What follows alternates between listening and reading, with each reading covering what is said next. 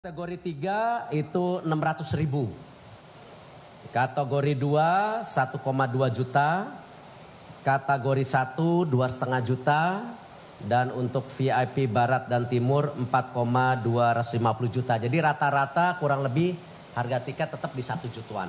Ya, 1 jutaan. Jadi ini saya rasa hitung-hitungan yang bisa kita lakukan secara maksimal. Dan ini menjadi bagian kita juga mendorong tahun depan pertandingan internasional lagi di Indonesia. Jadi ini tes yang kita harus lakukan di PSSI.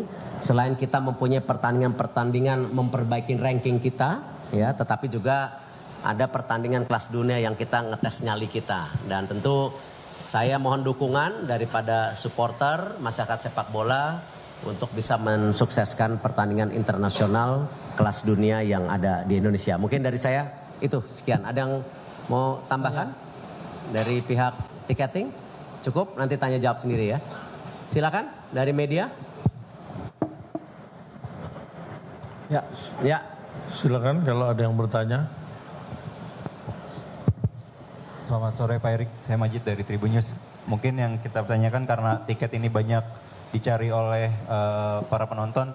Bagaimana Pak untuk mengantisipasi kehadiran calo-calo nanti Pak yang mungkin bisa memanfaatkan momen ini Pak, itu aja Pak, terima kasih. Ya, kita nanti ada sistem yang dibangun dan salah satunya agak lebih ketat lagi. 1 KTP hanya berlaku 2. Ya. Ini kita mau perketat karena jangan sampai nanti ya masyarakat yang benar-benar cinta sepak bola malah terkesampingkan.